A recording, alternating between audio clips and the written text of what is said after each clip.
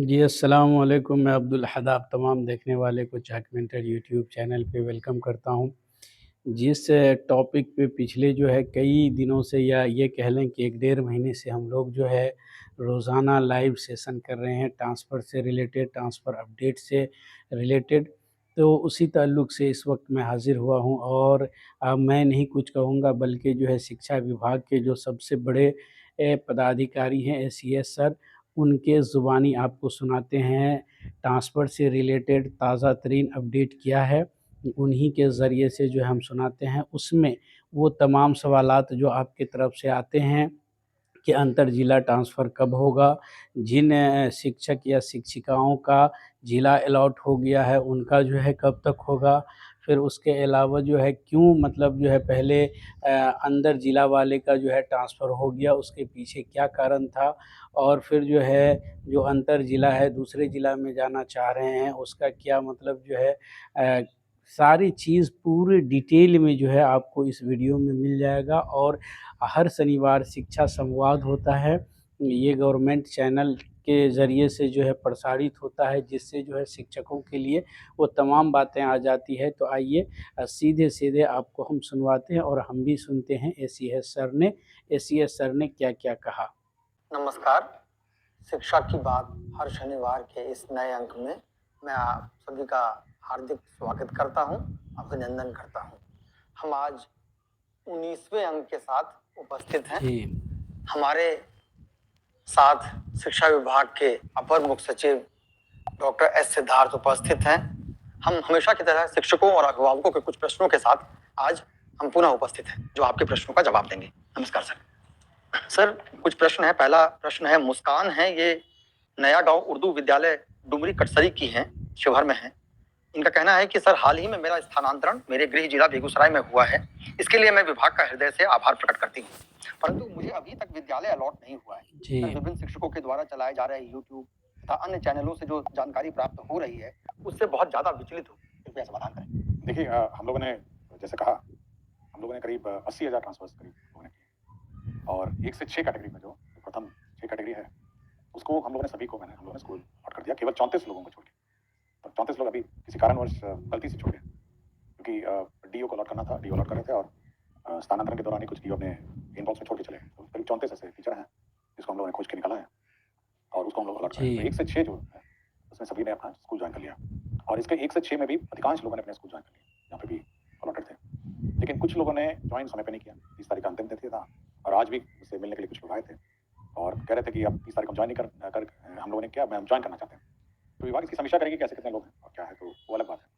और कुछ लोगों ने ज्वाइन नहीं किया, जो ऑप्शन दिया गया था कि यदि आप ज्वाइन नहीं करना चाहते हैं तो ज्वाइन करिए।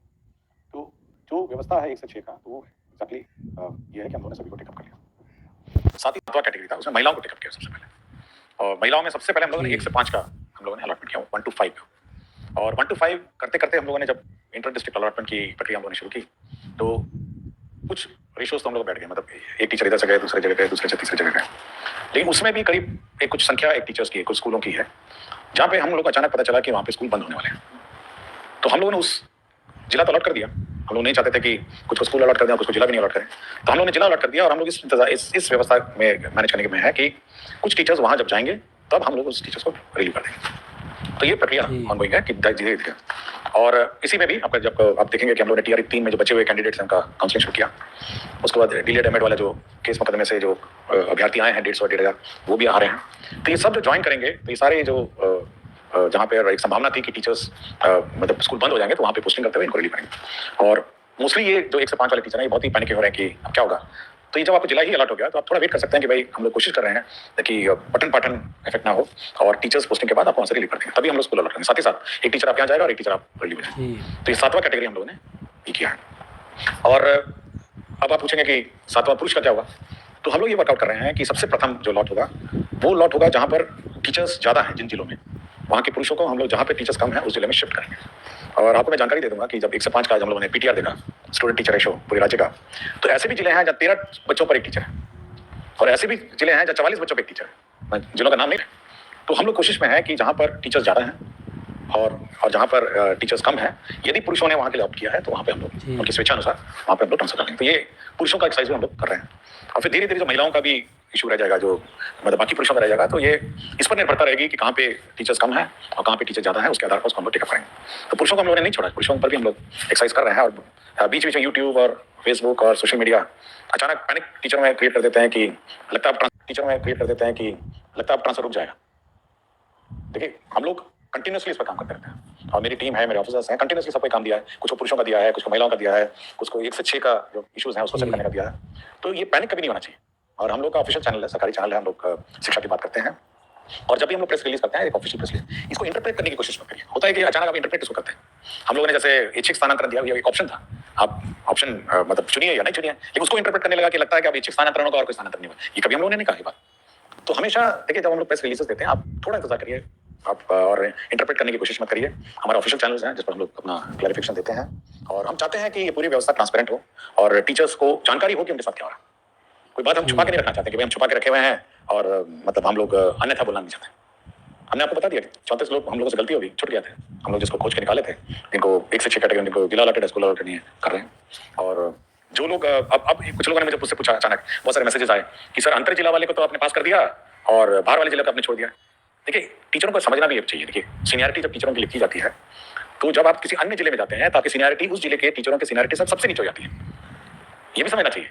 और प्राथमिकता हमेशा उस जिले के अंदर इंसाइडर टीचर की है और आपकी प्राथमिकता उसके बाद आती है क्योंकि आप उस जिले के अंदर जा रहे हैं। तो अचानक ये भी पैनिक हो गया कि देखिए उसको तो कर दिए, हमको छोड़ दिए, हमको टेकअप किए तो उसको छोड़ दिए। तो हम लोग एक फॉर्मूला से चलते हैं और एक सिस्टम से चलते हैं। हम लोग कोई मतलब रैंडम नहीं करते हैं और निर्णय भी रैंडम नहीं होते। उसकी पॉलिसी होती है कि देखिए हम लोगों ने विद इन डिस्ट्रिक्ट है इनको ऐसे ट्रीट किया, आउटसाइड डिस्ट्रिक्ट है क्योंकि इनकी प्राथमिकता नीचे सबसे नीचे है, उनको हम लोगों ने ऐसे ट्रीट किया। तो ये सब हम लोग देखते हैं। तो कभी भी टीचर को ये नहीं सोचना चाहिए कि हम पक्षपात करते हैं या कोई रैंडम व्यवस्था करते हैं। हम लोग जो ट्रीटमेंट किसी एक कैटेगरी टीचर के साथ करते हैं वही ट्रीटमेंट हम लोग बी कैटेगरी टीचर से। और कोई हम लोग मतलब इसका गलत इंटरप्रिटेशन किसी टीचर या किसी सोशल मीडिया में जो हमारे टीचर्स ग्रुप बहुत सारे हैं उनको नहीं करना चाहिए। आप पूछ सकते हैं, विभाग से पूछ सकते हैं, बहुत सारे पदाधिकारी हैं, डायरेक्टर हैं, डीओ हैं। और हम लोगों ने ये भी व्यवस्था की है व्यवस्था में कि अगर आप अपने प्रेजेंट पोस्टिंग से शुद्ध हैं विद इन द डिस्ट्रिक्ट तो आप अपने स्थापना समिति अपने ग्रीवांस पोर्टल में आप अप्लाई करिए और ग्रीवांस पोर्टल डीओ देखते हैं, आरडीडी देखते हैं और हम भी देखते हैं और मॉनिटरिंग उसकी होती है। और जिला स्थापना जो समिति है, जो डिस्ट्रिक्ट की कमेटी है, वो अगर आपको कोई विशेष समस्या हो, मतलब बहुत ही विशेष समस्या हो, इनमास तो नहीं ले सकते अचानक फिर से 10-20 हज़ार का शुरू नहीं कर सकते, लेकिन आपको कोई विशेष समस्या है, आपकी सुनवाई की बात करता हूँ और हर फोरम पे ये कहता हूँ कि टीचर्स की सुविधा तो हम लोग कंसिडर करते हैं लेकिन बच्चों की असुविधा हम लोग मतलब क्रिएट नहीं करना चाहते हैं। हम लोग ऐसी व्यवस्था नहीं क्रिएट करना चाहते हैं जहाँ पे स्कूल बंद हो जाए, पढ़ाई पाठन अफेक्टेड हो जाए, या फिर मैथ्स टीचर चले जाते हैं तो मैथ्स टीचर अब नहीं है तो क्या करेंगे, साइंस टीचर अचानक ट्रांसफर हो गए तो क्या करेंगे। तो वैसी व्यवस्था हम लोग नहीं चाहते। हम लोग चाहते हैं कि बच्चों की पढ़ाई जो है शिक्षा विभाग की प्रायोरिटी बहुत ही क्लियर होना चाहिए, शिक्षकों को भी अभिभावकों को भी, शिक्षा व्यवस्था में सुधार और शिक्षा व्यवस्था को सुदृढ़ करने का। ये बिल्कुल टीचर लोग भी अपने दिमाग में बैठा लें और हम भी अपने दिमाग में बैठा चुके हैं। उसके बाद आता है हमारे टीचर्स का कंफर्ट और अपने टीचर्स की सुविधा। ये ऊपर ओवरराइड नहीं कर सकता कि हम अचानक टीचर को रिलीव कर दें और स्कूल बंद कर दें। नो, ये हम लोग नहीं कर सकते। शिक्षा व्यवस्था सरकार 22% बजट इसलिए देती है कि हमारे बच्चे पढ़ें, हमारे बच्चों को अच्छी पढ़ाई हो, और इसीलिए सरकार ने बहाल किया है विभिन्न स्कूलों के लिए टीचर्स की पढ़ाई सुचारू रूप से चले। हाँ, आप लोगों को कठिनाई हुई है, बहुत सारे पोस्टिंग रैंडम पूर्व के सालों में हुए हैं, हम लोग उसको रिजॉल्व करने की कोशिश में लगे हैं और इसमें पेशेंस होना चाहिए और थोड़ा सब्र करना चाहिए टीचरों का। अगर किसी का कोई इशू है तो उसकी सुनवाई होगी और रिजॉल्व होगा, लेकिन अचानक पैनिक नहीं होना चाहिए कि अचानक कोई अब नहीं, ये नहीं होगा, वो नहीं होगा। ये थोड़ा पैनिक टीचर में नहीं होना चाहिए।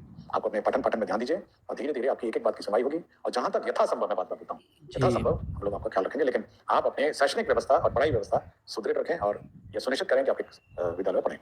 बहुत बहुत धन्यवाद।